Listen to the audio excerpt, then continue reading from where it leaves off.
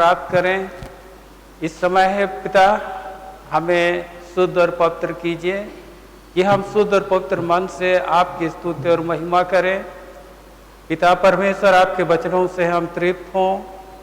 अपने पवित्र आत्मा की अगुवाई दीजिए कि आपकी अगुवाई से हम आपके वचनों को आत्मसात कर अपने हृदय में रखें। आपके आत्मा से भरपूर होकर ही हम आपकी महिमा सच्चाई से कर सकें। हम सबकी अगुवाई कीजिए यीशु ख्रीस्त के नाम में, आमीन। हम गीत गाएंगे भजन 346। भजन 346 पहला, दूसरा, तीसरा और अंतिम पद।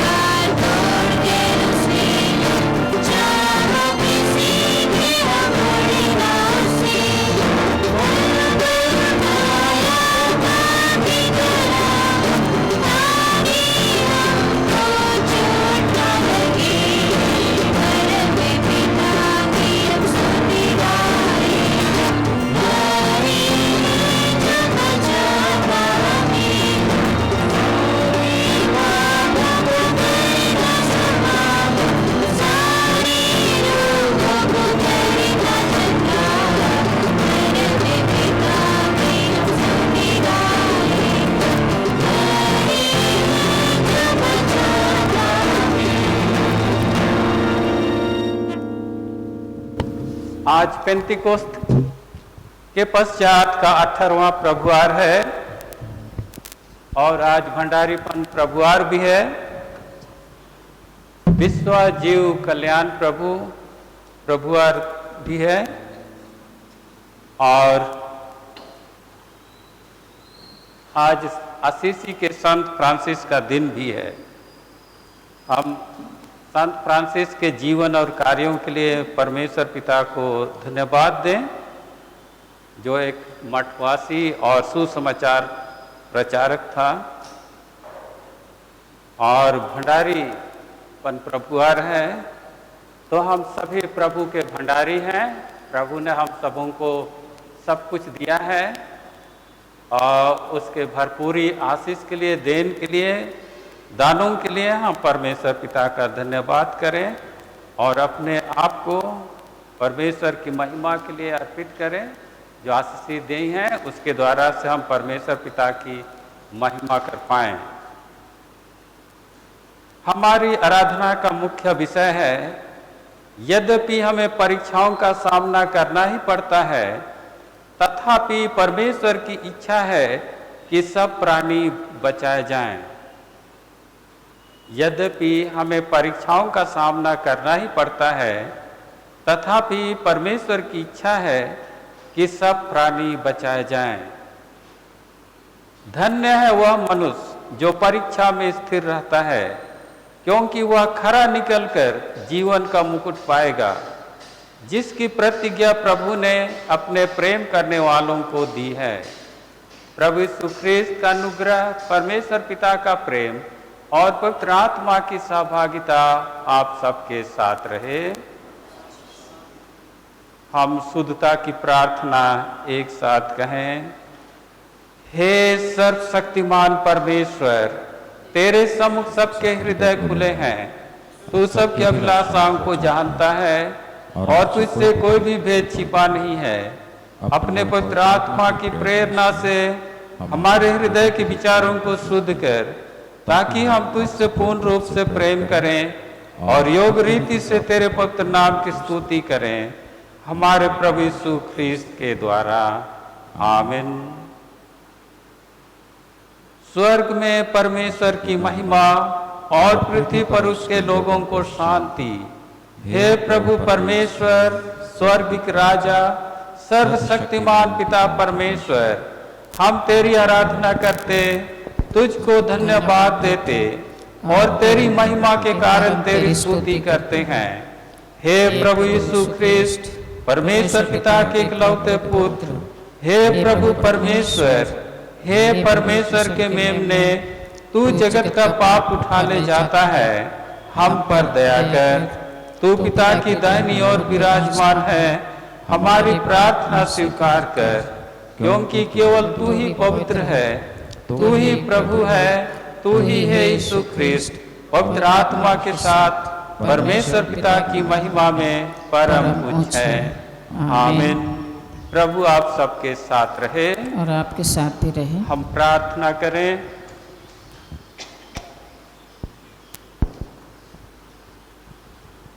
हे प्रभु, तू अपने लोगों की कमजोरियों को जानता है कि वे तेरे अनुग्रह की सहायता के बिना स्थिर खड़े नहीं रह सकते।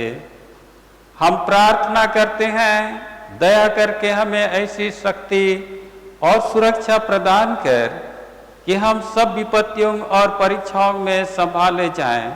हमारे प्रभु यीशु ख्रीस्त के द्वारा, जो तेरे और पवित्र आत्मा के साथ एक परमेश्वर अब और सदा जीता और राज करता है। आमीन। हम संत फ्रांसिस के जीवन और कार्यों के लिए पिता परमेश्वर का धन्यवाद करें। हे सर्वशक्तिमान परमेश्वर, तेरा धन्य पुत्र दरिद्र बना कि हम उसकी दरिद्रता से धनवान बने। तू हमें संसार के प्रेम से बचा और यह वर दे कि तेरे दास असीसी के संत फ्रांसिस के नमूने पर चलकर शुद्ध मन से तेरी सेवा करें और उस लोक की सच्ची संपत्ति को प्राप्त करें। हमारे प्रभु यीशु ख्रीस्त के द्वारा, जो तेरे और पवित्र आत्मा के साथ एक परमेश्वर अब और सदा जीता और राज करता है। आमीन। हम भंडारीपन अर्थात प्रभु के सारे भेंटों के लिए, दानों के लिए परमेश्वर पिता का धन्यवाद करें। हे प्रभु परमेश्वर, हम आपका धन्यवाद करते हैं कि आपने आकाश और पृथ्वी की सारी वस्तुओं को सृजा है और मनुष्यों को उसके ऊपर प्रधान ठहराया है कि वह संसार की सभी वस्तुओं की देखभाल करे, रक्षा रखवाली करे और उसका सदुपयोग करे। प्रभु परमेश्वर, एक भंडारी के रूप में प्रभु वह आपकी दी हुई सारी दानों का सदुपयोग करे, अपने आप को आपकी महिमा के लिए दे, और जो कुछ गुण और वरदान आशीष तूने हर मनुष्य को दिया है वह आपकी सच्ची सेवा और महिमा के लिए काम में लाए। हे पिता परमेश्वर, हम प्रार्थना करते हैं कि जितने आपके पुत्र यीशु ख्रीस्त के द्वारा से बुलाए गए हैं वे आपकी महिमा करें, आपकी स्तुति करें और धन्यवाद करें कि आपने अपने पुत्र यीशु ख्रीस्त को सब मनुष्यों के लिए दिया है, और इस प्रकार से वे प्रभु यीशु ख्रीस्त के प्रति स्वयं को भंडारी के रूप में इस्तेमाल करें, और यीशु ख्रीस्त के नाम से सच्चे भंडारी के रूप में आपको दें। हम अपने डायसिस के लिए प्रार्थना करें। हे प्रभु परमेश्वर, तू ही सब अच्छे और श्रेष्ठ उपहारों का स्रोत है। कृपा कर हमारे इस छोटनागपुर डायसिस पर अपनी आशीषों को उंडेल और वर दे कि इसके विश्वास और सहभागिता के द्वारा तेरे पवित्र नाम की महिमा हो और तेरी सेवा के लिए कलीसिया और अधिक शक्तिशाली बने। हमारे प्रभु यीशु ख्रीस्त के द्वारा, जो तेरे और पवित्र आत्मा के साथ एक परमेश्वर अब और सदा जीता और राज करता है। आमीन। हम सुसमाचार प्रचार के लिए प्रार्थना करें। हे पृथ्वी के सब जातियों के परमेश्वर, हम प्रार्थना करते हैं कि तू उन अनगिनत लोगों को स्मरण कर जो यद्यपि तेरे स्वरूप में सृजे गए हैं तथापि तुझे और तेरे पुत्र यीशु ख्रीस्त के प्रयाश्चित को नहीं जानते। यह वर दे कि तेरी पवित्र कलीसिया की प्रार्थनाओं और परिश्रम के द्वारा वे सारे मिथ्या धर्म और अविश्वास से छुड़ाए जाएं और तेरी सेवा करने के लिए आकर्षित किए जाएं। उसी के द्वारा जिससे तूने सारी मनुष्य जाति का पुनरुत्थान और जीवन होने के लिए भेजा है, अर्थात तेरा पुत्र हमारा प्रभु यीशु ख्रीस्त, जो तेरे और पवित्र आत्मा के साथ एक परमेश्वर अब और सदा जीता और राज करता है। आमीन। हम पाठ सुनेंगे। आज के लिए ठहराया गया पाठ है पहला कुरिन्थियों उसका 8 अध्याय 1 से लेकर अंत तक। पहला कुरिन्थियों उसका 8 अध्याय 1 से लेकर अंत। अब मूर्तियों के सामने बलि की हुई वस्तुओं के विषय में हम जानते हैं कि सबको ज्ञान है।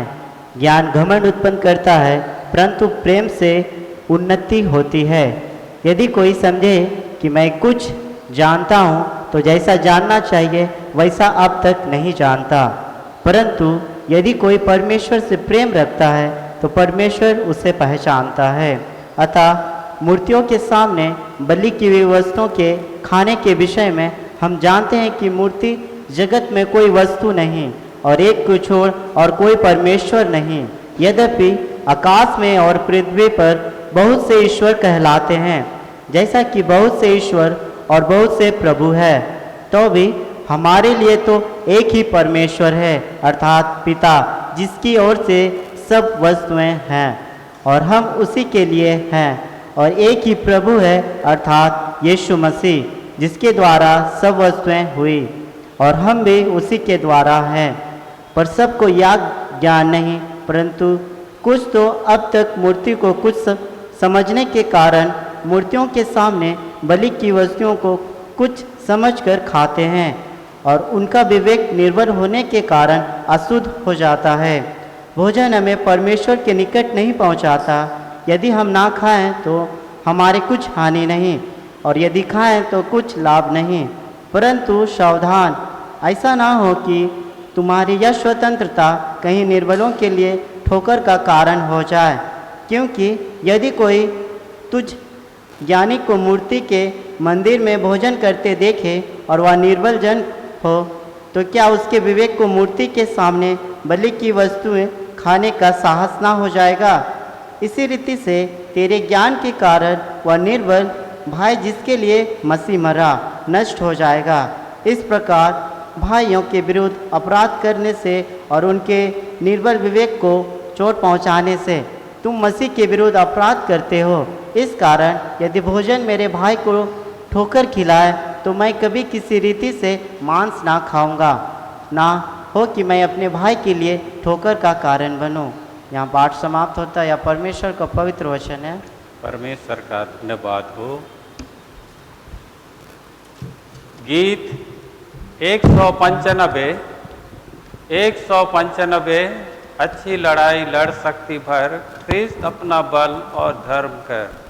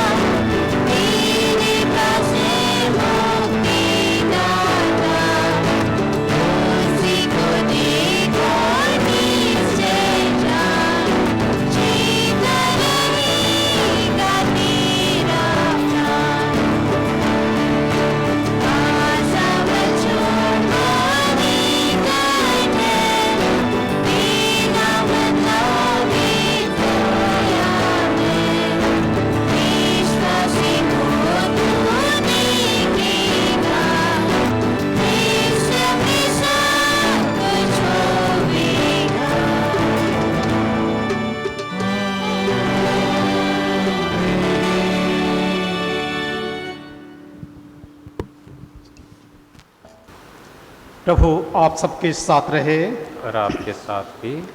मत्ती सुसमाचार, पवित्र मत्ती सुसमाचार उसके 18 अध्याय उसके 7 पद से सुसमाचार आरंभ होता है। हे प्रभु यीशु ख्रिस्त तेरी महिमा हो। ठोकरों के कारण संसार पर है, ठोकरों का लगना अवश्य है, पर है उस मनुष्य पर जिसके द्वारा ठोकर लगती है। यदि तेरा हाथ या तेरा पांव तुझे ठोकर खिलाए तो उससे काट कर फेंक दे।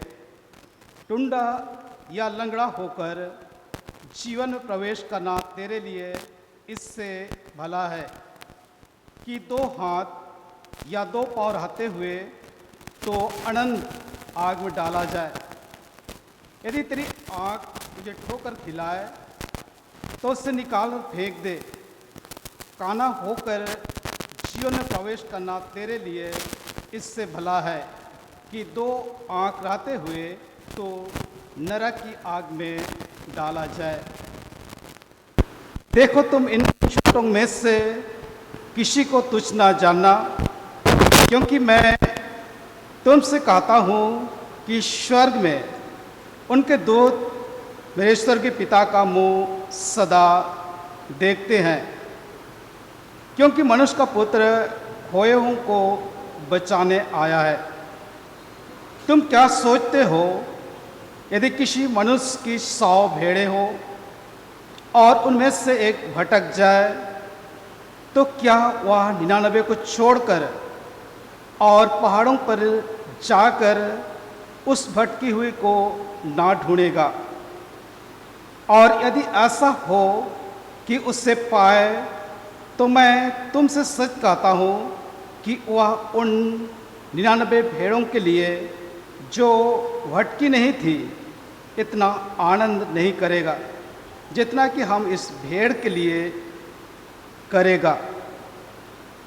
ऐसा ही तुम्हारे पिता की जो स्वर्ग में है यह इच्छा नहीं कि इन छोटों में से एक भी नाश हो।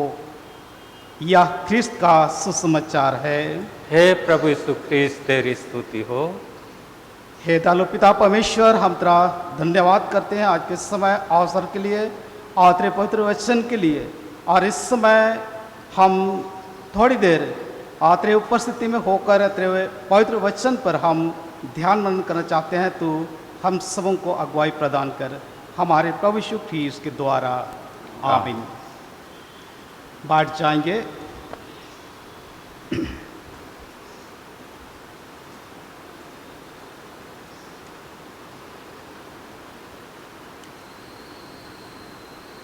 आज पवित्र आत्मा के अवतरण के पश्चात 18वां प्रभुवार है। उपदेश का मुख्य विषय, यद्यपि हमें परीक्षाओं का सामना करना पड़ता है,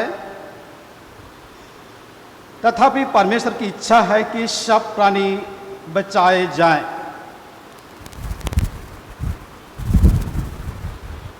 उत्पत्ति नामक किताब और उसके पहले अध्याय और उसके 26 पद में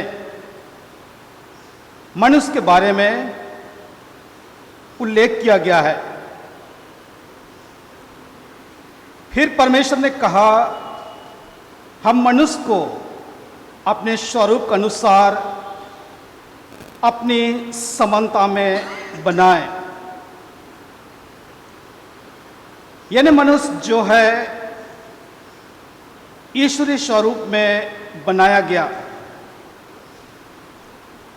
और परमेश्वर ने अपने स्वभाव में से स्वभाव को दिया, अपनी बुद्धि में से बुद्धि, आत्मा में से आत्मा प्रदान किया। इस तरह परमेश्वर ने मनुष्य को एक बहुत ही सुंदर जीवन प्रदान किया। लेकिन आगे चलकर मनुष्य के जीवन में शैतान के द्वारा परीक्षा आती है। परीक्षाओं का सामना करना पड़ता है। यह परीक्षा है मनुष्य के जीवन के आत्मिक पतन का कारण बन जाता है। उसका आत्मिक पतन हो जाता है। ईश्वर के द्वारा दिया सुंदर रूप बिगड़ जाता है। रोमियों की किताब और उसके 3 अध्याय और उसके 10 पद से आगे मनुष्य के बारे में इस तरह वर्णन किया गया है, कोई धर्मी नहीं, एक भी नहीं, कोई समझदार नहीं, कोई परमेश्वर को खोजने वाला नहीं, सब भटक गए हैं, सब के सब निकम्मे बन गए हैं, कोई भलाई करने वाला नहीं, एक भी नहीं। उनका गाला खुली हुई कब्र है। उन्होंने अपनी जीवों से छल किया। उसके ओंठों में सांपों का विष है। उनका मुंह शराब और कड़वाहट से भरा है। उनके पांव लहू बहाने के को फुर्तीले हैं। उनके मार्ग में नाश और क्लेश है। उन्होंने कुशल का मार्ग नहीं जाना। उनकी आंखों के सामने परमेश्वर का भय नहीं। मनुष्य और परमेश्वर के बीच में जो संबंध था वह टूट गया। मनुष्य परमेश्वर से अलग दूर चला गया। इस टूटे हुए जीवन को फिर से जोड़ने के लिए और इस खोए हुए जीवन को फिर से स्थापित करने के लिए परमेश्वर ने योजना बनाई और अपने प्रिय पुत्र को इस संसार में भेजता है ताकि मनुष्य को बचाया जा सके।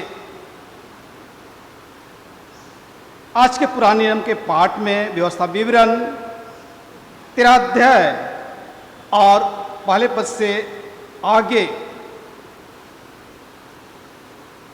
यह कहा गया है, यदि कोई व्यक्ति चिन्ह या चमत्कार दिखाए और इस चिन्ह और प्रमाण ठहरा कर वह तो इससे कहे,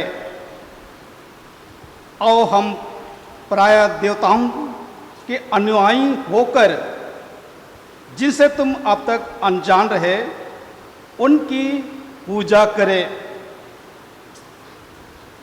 तब उनकी बात की ओर कान न लगाना, क्योंकि तुम्हारा परमेश्वर यहोवा तुम्हारी परीक्षा लेगा, जिससे यह जान ले कि ये मुझसे सारे मन और सारे प्राण के साथ प्रेम रखते हैं या नहीं। यह परीक्षा यहोवा परमेश्वर की ओर से इस्राएलियों के लिए है। परमेश्वर से किस तरह प्रेम करते हैं, क्योंकि जहाँ प्रेम है वहाँ जीवन और उन्नति है। जहाँ प्रेम का अभाव है वहाँ विनाश है। परमेश्वर उसको अगुवाई करता है, मार्गदर्शन देता है, सलाह देता है।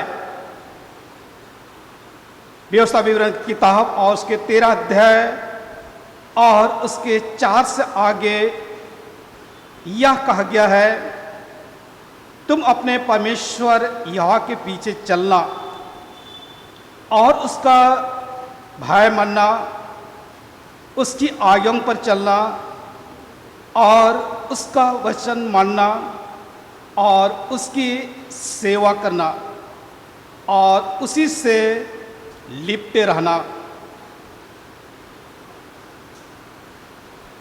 आज के पत्र में पहला कुरिन्ती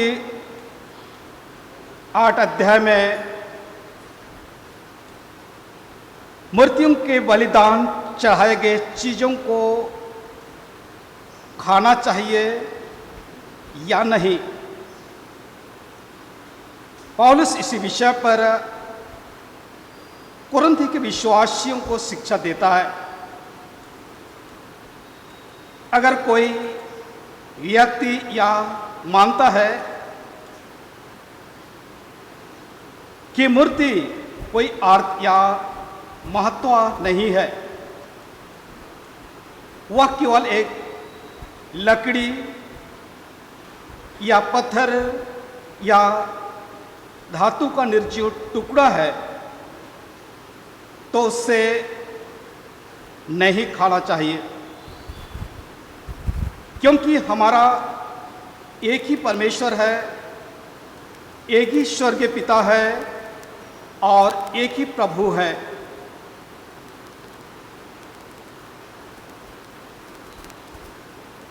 मत्ती रचित सुसमाचार उसके 18 अध्याय और उससे 6 से आगे यह कहा गया है, किसी व्यक्ति को ठोकर खाने के लिए प्रेरित करना अर्थात पाप करने के लिए प्रोत्साहित करना परमेश्वर की दृष्टि में पाप है।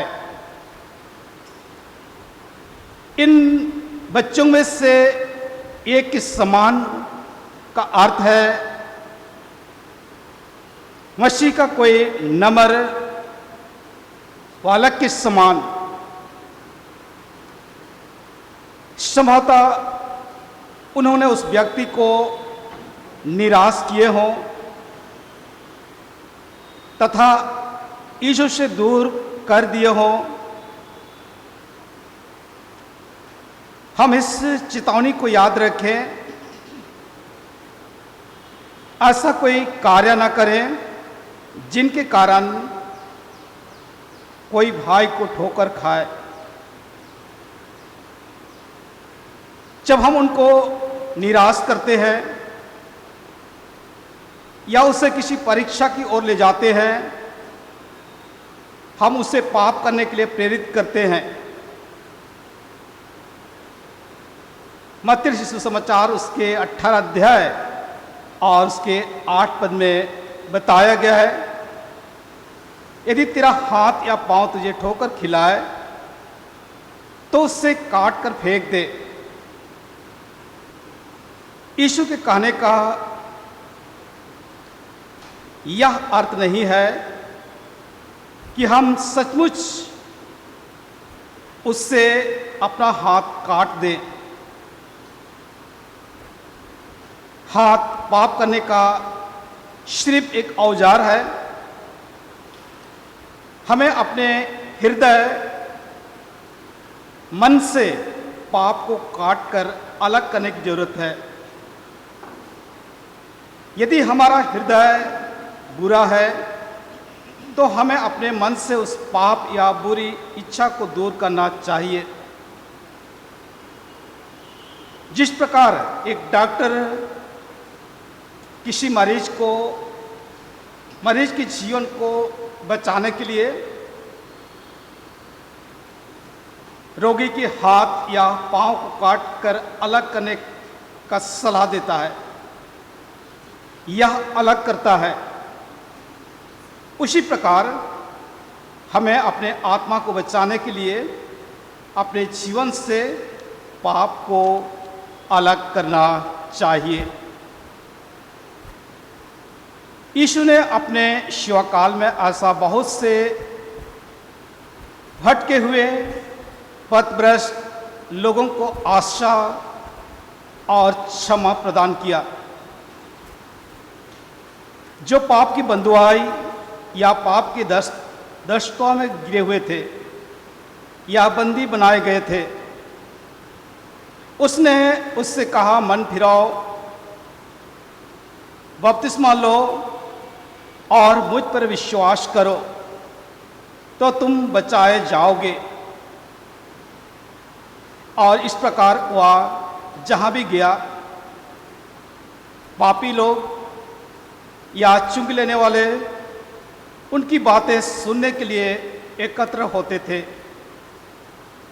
किंतु फरीसी लोग यीशु के विरोध कुड़कुड़ाते थे, क्योंकि वह पापी लोगों के साथ संबंध रखता है। इसलिए यीशु ने यह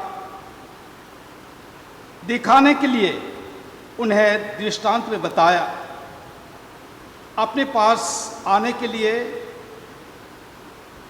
पापियों का स्वागत क्यों करता है, अर्थात उन्हें अपने पास आने की अनुमति क्यों देता है।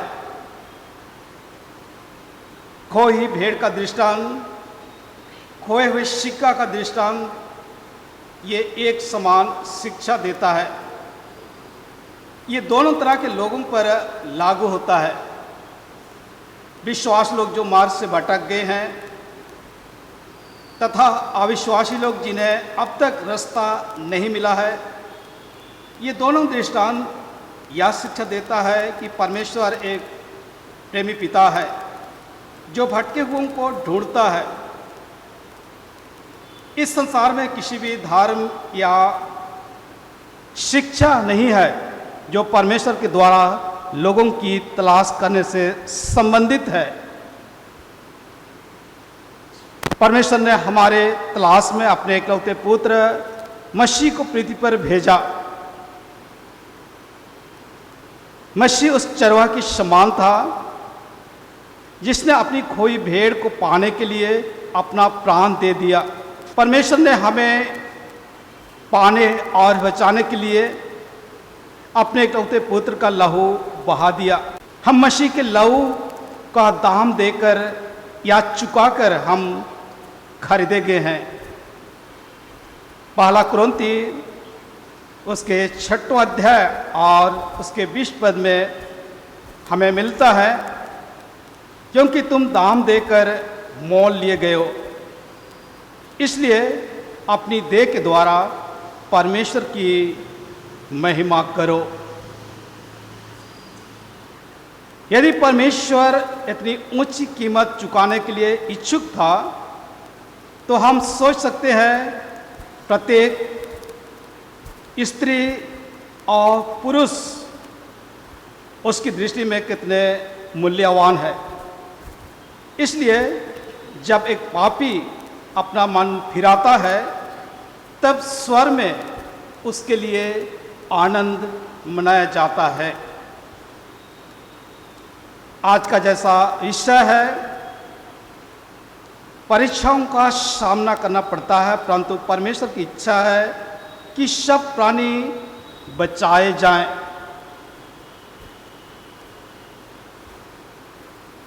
बाइबल में परमेश्वर के दास अय्यूब के जीवन के बारे में बताया गया है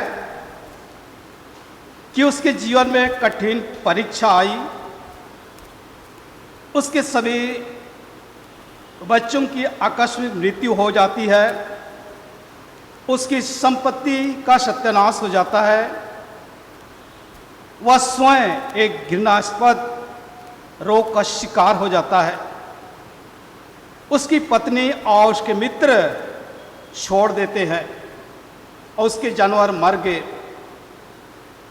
कठिन परीक्षा के बावजूद अय्यूब विश्वास में स्थिर रहा।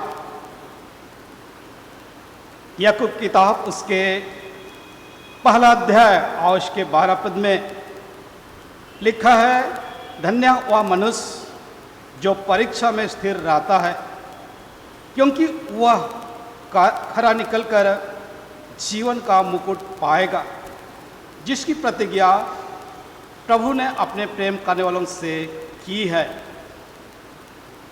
इस कठिन परीक्षा में अय्यूब के बच्चों की तो मृत्यु हो जाती है, उसकी संपत्ति का सत्यानाश हो जाता है, लेकिन परमेश्वर अय्यूब को बचाता है, उनको सुरक्षित रखता है। परमेश्वर अय्यूब को उदाहरण के रूप में प्रस्तुत करता है, कैसे कठिन परीक्षा की घड़ी में वह स्थिर रहा। वह खरा निकलकर जीवन के मुकुट के रूप में उनको 2 गुना आशीष परमेश्वर की ओर से मिलता है। पहले की अपेक्षा वह अधिक समृद्धि हो गया और इसलिए परमेश्वर लोगों को परीक्षा में डालता है और उनको उससे सुरक्षित रखता है और परमेश्वर उन पर बहुता से आशीष देता है। जैसे हम अय्यूब के जीवन के द्वारा हम इन बातों को हम पाते हैं कि किस तरह परमेश्वर ने अय्यूब को परीक्षा में रखा और उसके परिणाम स्वरूप अय्यूब को परमेश्वर ने पहले से अधिक आशीष और समृद्धि उनको बनाया। यह हम सब के लिए एक उदाहरण है कि हम इससे प्रेरित हों। तो परमेश्वर आज के इस वचन के द्वारा हम सबों को आशीष दे। आप सर्वशक्तिमान ईश्वर पिता पुत्र और पवित्र आत्मा के नाम में आमीन।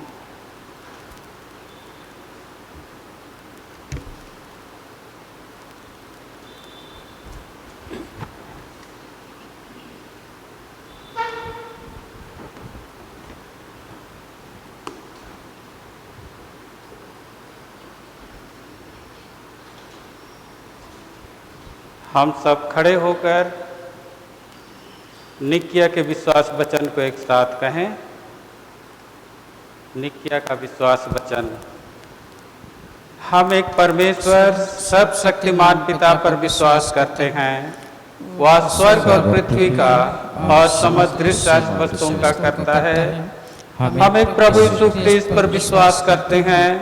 वह परमेश्वर का इकलौता पुत्र, सर्वयुगों से पहले पिता से उत्पन्न, परमेश्वर से परमेश्वर, ज्योति से ज्योति, सत्य परमेश्वर से सत्य परमेश्वर, कृत नहीं वरन उत्पन्न है।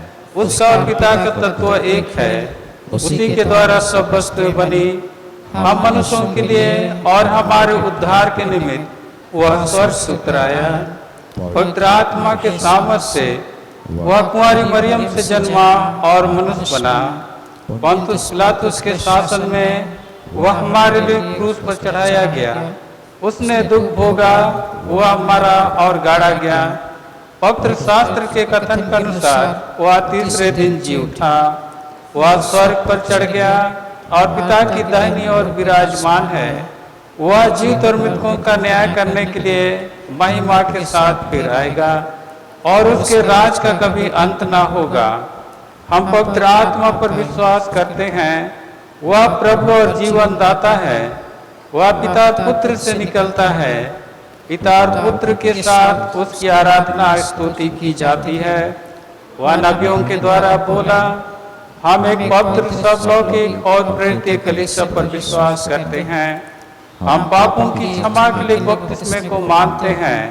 हम मृतकों के पुनरुत्थान की और आने वाले युग के जीवन की प्रतीक्षा करते हैं। आमीन। प्रभु आप सबके साथ रहे और आपके साथ भी रहे। हम प्रार्थना करें।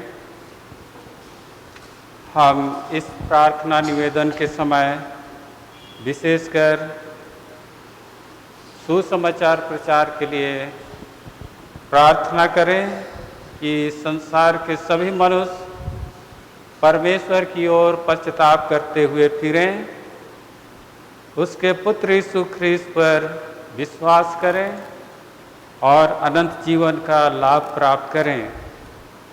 सभी परमेश्वर के वचन का सुसमाचार को ग्रहण करें और उस सुसमाचार अनुसार वे प्रभु यीशु को अपना उद्धारकर्ता माने और यीशु ख्रीस्त के नाम से परमेश्वर पिता की महिमा करें। प्रार्थना करें। हे सर्वशक्तिमान परमेश्वर पिता, हम आपका धन्यवाद करते हैं कि आपने अपने इकलौते पुत्र यीशु ख्रीस्त को हमारे लिए इस जगत में भेजा कि हम इस जगत के सभी लोग यीशु ख्रीस्त को ग्रहण करें, जो हमारा उद्धार करता है, मुक्तिदाता है, जो मार्ग, सत्य और जीवन है, जिसने हमारे लिए क्रूस पर से अपने बहुमूल्य लहू को बहाया कि उसके लहू के द्वारा से हमारे सारे पाप धुल जाएं और वह हमें शुद्ध और पवित्र करके आपके राज में पहुंचाए, आपकी महिमा की योग बनाए। इसलिए प्रार्थना करते हैं पिता कि सारे जगत में आपके राज का सुसमाचार प्रचार अधिकाई से हो। सुसमाचार प्रचारकों को विश्व के सभी छोरों पर भेजिए ताकि सभी देश और सभी नगर, सभी गांव, सभी स्थानों पर सुसमाचार का प्रचार होने पाए और कोई भी व्यक्ति सुसमाचार से रहित ना होने पाए और सभी सुसमाचार के रहस्य को, उसके लाभ को पहचान सकें और प्रभु उस सुसमाचार को ग्रहण करते हुए आपकी महिमा के लिए आए, आपके बेटे यीशु ख्रीस्त को ग्रहण करें। हे पिता, हम सारे जगत में सारे सुसमाचार प्रचारकों को यीशु मसीह के नाम से, जिसने हमारे लिए प्रार्थना की है, हमसे कहा है कि प्रार्थना करो कि जैसे फसल तो तैयार है लेकिन मजदूर थोड़े हैं, इसलिए खेत के स्वामी से प्रार्थना करो कि अधिक संख्या में मजदूरों को कटनी के लिए भेजे। हे पिता, हम प्रार्थना करते हैं कि सारे जगत में कटनी के लिए सुसमाचार प्रचारकों को मजदूरों को भेजिए ताकि सब जगह सुसमाचार का प्रचार द्रुत गति से होने पाए और कोई भी जगह छूटने न पाए। इसलिए हे पिता, हम प्रार्थना करते हैं कि हमारे इस झारखंड क्षेत्र में, हमारे इस देश में हर जगह सुसमाचार का प्रचार हो। इस देश के राष्ट्रपति, प्रधानमंत्री, सभी राज्य के मुख्यमंत्री और सभी मंत्रियों पर, जो लोकसभा, विधानसभा या राज्यसभा के हैं, सभी मंत्रियों को अपनी ओर खींच कि वे आपको जाने और आपकी महिमा के लिए आए। और इस प्रकार से सारे इस देश के सभी लोग आपको ग्रहण करें, आपके पुत्र यीशु ख्रीस्त का आदर सम्मान करें। हर एक घुटना प्रभु के सामने टिके, हर एक जीव अंगीकार करे कि यीशु ही प्रभु है। और इस प्रकार से प्रभु आपकी इच्छा पूर्ण हो, जिसके लिए आपने अपने पुत्र को इस जगत में भेजा, वह काम अच्छी रीति से पूरी होने पाए। और हम इस समय विशेषकर प्रार्थना करते हैं, प्रभु परमेश्वर, हमारे छठनागपुर डायसिस के लिए, इस डायसिस को प्रभु आपने अपने लहू से खरीदा है, सींचा है, बढ़ाया है और ये आपके पुत्र यीशु ख्रीस्त की देह है। इस देह की देखभाल, रक्षा, रखवाली, पालन पोषण के लिए प्रभु आपसे प्रार्थना करते हैं कि उसकी देखभाल कीजिए, सब हानि से, बुराई से इस डायसिस को बचा कर रखिए, ताकि इस डायसिस के अंदर में प्रेम, शांति, आनंद और सहभागिता और एकता बनी रहे। सब प्रकार की बुराई से, जोखिम से, हानि से, शैतान दुष्ट आत्मा के सब प्रकार के फंदों से इसे बचाए रख, ताकि इस डायसिस रूपी आपकी देह निरंतर बढ़ती जाए और आपकी महिमा में प्रयुक्त होती जाए, हमारे प्रभु यीशु ख्रीस्त के द्वारा। आमीन। हम इस समय प्रार्थना करते हैं कि जितने हमारे इस पेरिस के भाई बहन हैं, परिवार हैं, बच्चे हैं, जवान युवतियां हैं, सबको हम प्रभु के हाथ में सौंपते हैं। हर एक पर परमेश्वर की आशीष हो, सभी शांतिमय आनंदपूर्ण जीवन व्यतीत कर सकें, सभी प्रभु ख्रीस्त, यीशु ख्रीस्त पर बने रहें, उसके साथ यीशु में मिले रहें और यीशु के नाम से पिता परमेश्वर का धन्यवाद करते रहें। प्रभु हर एक घर परिवार को आनंद और खुशी और शांति से और सुरक्षित बनाए रखें और सभी परिवार प्रभु की महिमा करते जाएं। जितने घर परिवारों में इस समय दुख या कष्ट है, कई प्रकार की कठिनाइयां, परेशानियां हैं, यीशु मसीह के नाम से हम प्रार्थना करते हैं कि सारी समस्याएं, दुख, तकलीफ दूर हो जाएं। और जितने इस समय बीमार हैं, पीड़ित हैं, उनको हम उनकी चंगाई के लिए प्रार्थना करते हैं। विशेषकर हम भाई आयुब फोनहागा के लिए और भाई बीएन डडका के लिए चंगाई के लिए प्रार्थना करते हैं। हे पिता, अपने इन प्रियजनों पर अपने चंगाई हाथ को रख, ताकि वे शीघ्र स्वस्थ और भले चंगे होकर आएं और आपके नाम की महिमा करें। सब प्रकार के जो रोग हैं, तकलीफ है, उनके शरीर से दूर हटा दें।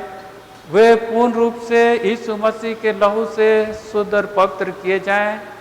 प्रभु परमेश्वर, उनके लिए हम विशेष प्रार्थना अर्पित करते हैं कि उन्हें शीघ्र स्वस्थ और भला चंगा कर।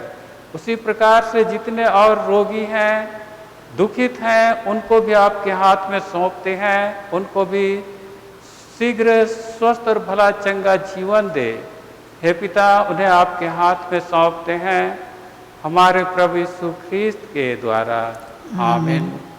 इस समय हम अपने परिवार, मित्रों और पड़ोसियों के लिए प्रार्थना करते हैं। हे पिता परमेश्वर, हमारे परिवार और हमारे मित्र पड़ोसियों पर अपनी अनुग्रह दृष्टि कर, एक दूसरे के प्रेम में, सहयोग, संगति में सबको बढ़ा, ताकि सभी एक साथ मिलजुल कर एक दूसरे से प्रेम रखते हुए, एक दूसरे की सेवा करते हुए आपकी सेवा करें, हमारे प्रभु यीशु ख्रीस्त के द्वारा। आमीन। हे स्वर्गीय पिता, अपने राज को शीघ्र प्रकट कर और हमारी प्रार्थना को सुन। हम तेरे पुत्र अपने प्रभु और उद्धारकर्ता यीशु ख्रीस्ट के नाम से हम मांगते हैं, आमीन।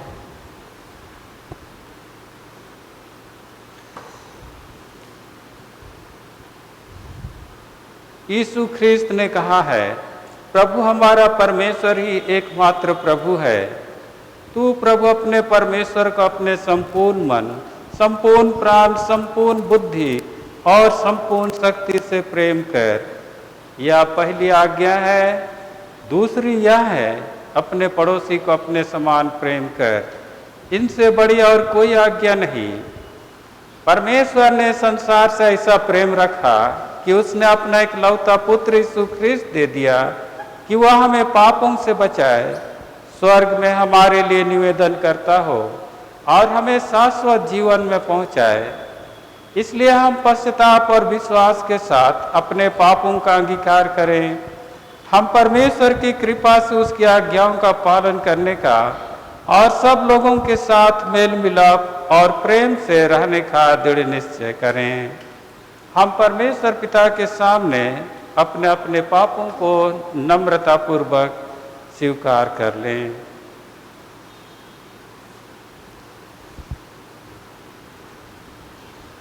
हे सर्वशक्तिमान परमेश्वर, हमारे स्वर्गीय पिता, हमने मन, वचन और कर्म से तेरे विरुद्ध और एक दूसरे के विरुद्ध पाप किया है। हमने अपनी अज्ञानता और दुर्बलता के कारण और जानबूझकर भी बुराई की है और भलाई करने में असफल रहे हैं। इन सब पापों के लिए हम सचमुच खेदित हैं और अंतःकरण से पश्चाताप करते हैं। तेरे पुत्र यीशु ख्रीस्त ने हमारे लिए अपने प्राण दिए।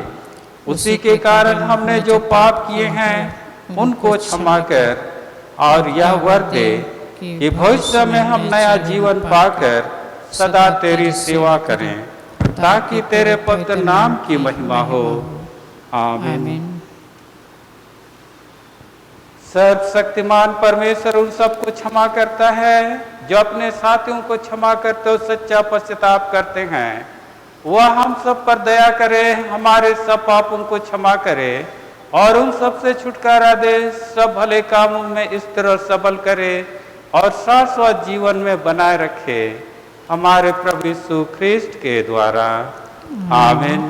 परमेश्वर का धन्यवाद हो। हम सब मिलकर ख्रीस्त की देह हैं।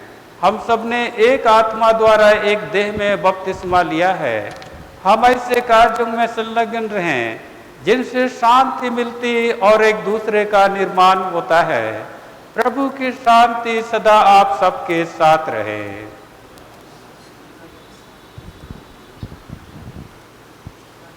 हम इस समय दान अर्पण गीत गाएंगे। गीत भंडारी बना भाई बहन मन। गीत के शब्द हैं, भंडारी बना भाई बहन मन।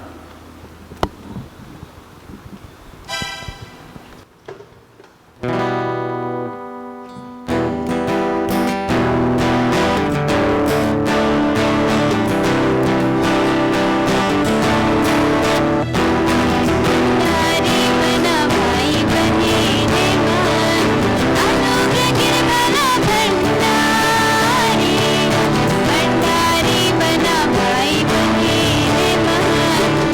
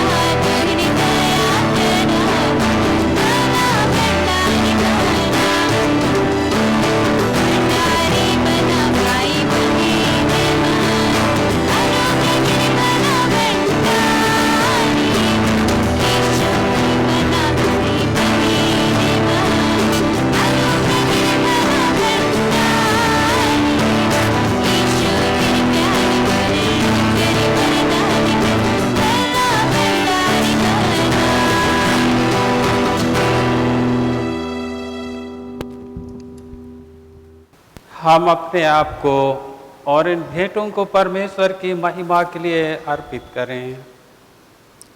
सर्वशक्तिमान परमेश्वर, जगत के सृष्टिकर्ता, सब वस्तुएं तुझी से प्राप्त होती हैं और तेरी संपत्ति में से हम तुझको भेंट चढ़ाते हैं।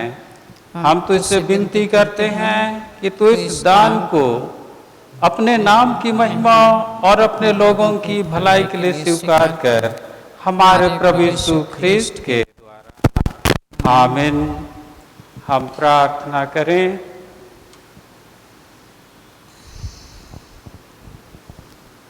हे प्रभु हम पर दया कर, हे ख्रिस्त हम पर दया कर, हे प्रभु हम पर दया कर। हे हमारे पिता, तू जो स्वर्ग में है, तेरा नाम पवित्र माना जाए, तेरा राज आए, तेरी इच्छा जैसे स्वर्ग में पूरी होती है वैसे पृथ्वी पर भी हो। हमारे प्रतिदिन की रोटी आज हमें दे और हमारे अपराधों को क्षमा कर जैसे हमने अपने अपराधियों को क्षमा किया है, और परीक्षा में ना ला परंतु बुराई से बचा, क्योंकि राज और सामर्थ और महिमा अब और सर्वदा तेरे ही हैं। आमीन। हे सर्वशक्तिमान परमेश्वर, तू अंधकार को दूर करके जगत को प्रकाश ले आया है। हमारे मध्य से पाप के अंधकार मिटा दे, हमारे हृदय में अपने सत्य का प्रकाश उत्पन्न कर और हमारे हाथों को भले कार्य करने के लिए सबल बना। तेरा पुत्र यीशु ख्रिस्त सत्य ज्योति है, उसी के द्वारा तू हमें प्रकाश और आनंद प्रदान कर, हमारे प्रभु यीशु ख्रिस्त के द्वारा। आमीन। हे अनंत परमेश्वर पिता, तेरी सामर्थ से हमारी सृष्टि हुई है और तेरे प्रेम के द्वारा हमारा उद्धार हुआ है। तू अपने पवित्र आत्मा के द्वारा हमारा मार्गदर्शन कर और हमें सबल बना कि आज हम अपने आप को प्रेम से तेरी और एक दूसरे की सेवा में अर्पण करें, हमारे प्रभु यीशु ख्रिस्त के द्वारा। आमीन।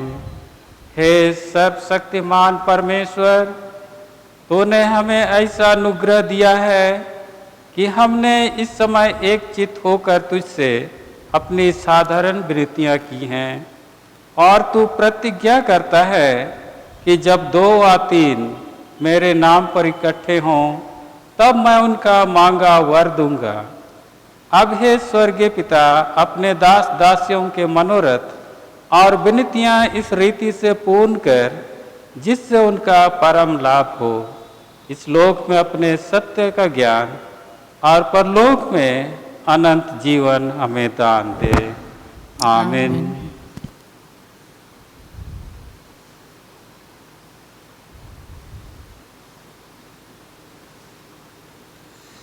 परमेश्वर की शांति जो सारे समझ से परे है, परमेश्वर के और उसके पुत्र हमारे प्रभु यीशु ख्रिस्त के ज्ञान और प्रेम में आप सबके हृदय और विचारों को सुरक्षित रखे, और सब शक्तिमान परमेश्वर पिता, पुत्र और पवित्र आत्मा की आशीष आप सब पर हो और आप सबके संग सदा सर्वदा बनी रहे।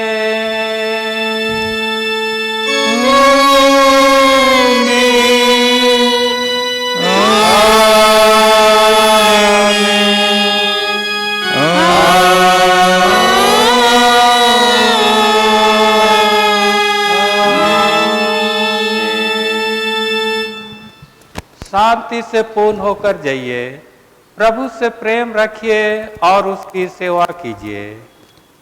ख्रिस्त के नाम में आमीन।